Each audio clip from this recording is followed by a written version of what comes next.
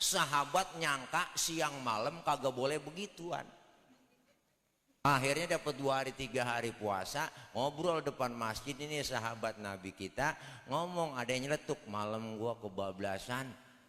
Ngapa? Sama begini gua begituan.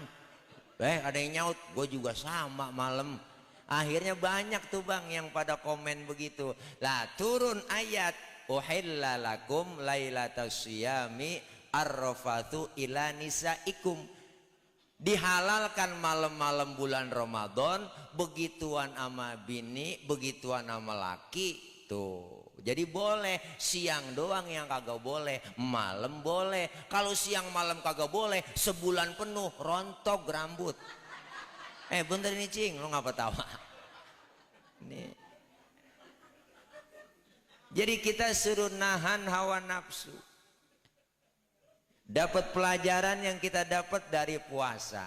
Puasa ngajarin kita supaya jujur. Puasa ngajarin kita supaya disiplin. Puasa ngajarin kita supaya berbagi. Kan banyak ilmu yang kita dapat dari puasa. Inilah pendidikan puasa. Maka puasa ibadah rahasia. Ibadah yang lain gampang dilihat orang kok, banyak. Kita sembahyang orang banyak tahu, kita zakat orang banyak tahu, kita pergi haji sekampung yang nganter. Tapi puasa cuma kita doang dengan Allah yang tahu. Nggak ada orang bisa nilai.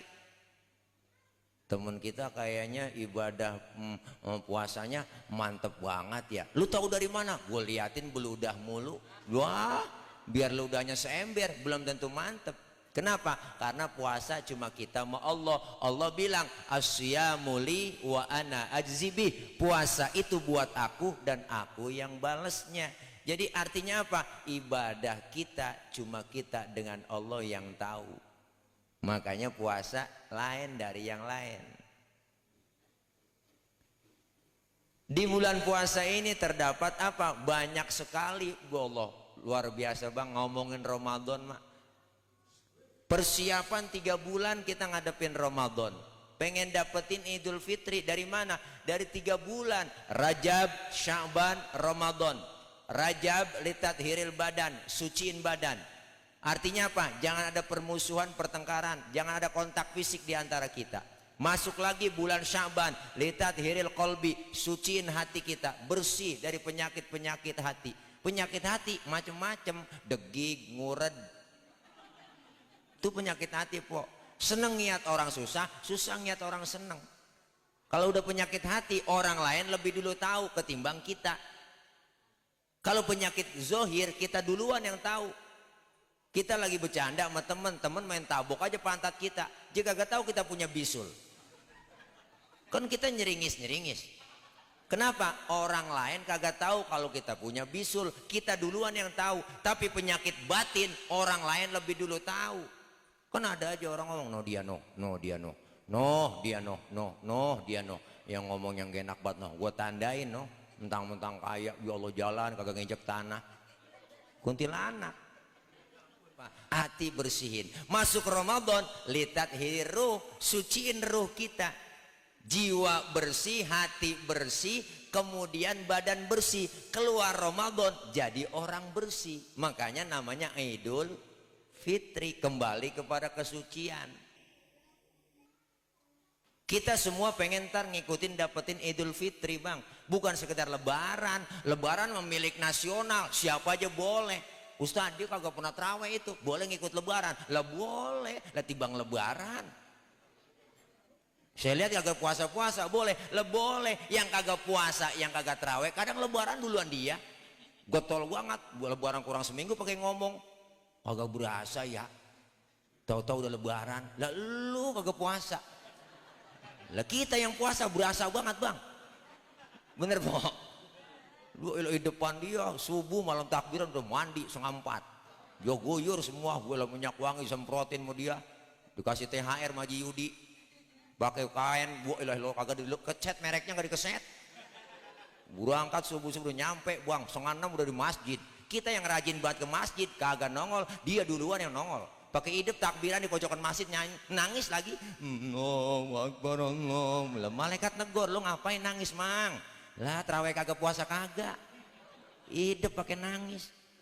Yang begitu dapetan lebaran doang, nggak dapetin Idul Fitri. Siapa yang dapetin Idul Fitri? Yang berjuang siang malam, siang dia puasa, malam dia terawih, tadarus, qiyamul lail, berbagi dengan orang-orang anak-anak yatim. Yang model begitu yang dapetin Idul Fitri. Artinya apa? Kita keluar Ramadan kayauma waladathu ummuhu, seperti bayi yang baru dilahirkan sang ibunya, suci, bersih, tanpa dosa dan noda. Makanya kita kayak bayi lagi ntar habis lebaran. Bayi kan gak ada dosanya. Makanya bayi orok kita cium kapan aja enak. Orang gak ada dosanya. Coba ada bayi kita cium siang, sore, tengah hari, malam, kapan aja. Mulutnya kita cium masih wangi. Lah orok. Coba tengah hari nyium nenek-nenek. Wah. Sepet rasanya bang.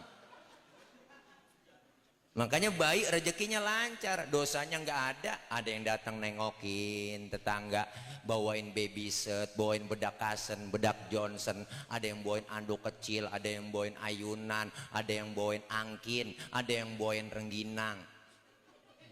Padahal kagak ada giginya orok. Rengginang dimakan sama siapa? Emak yang makan po. Tuh, emak bisa makan rengginang karena keberkahan bayi yang belum punya gigi. Apa dosa sini? Udah mari gigi, sudah mari dosa. Belum punya dosa.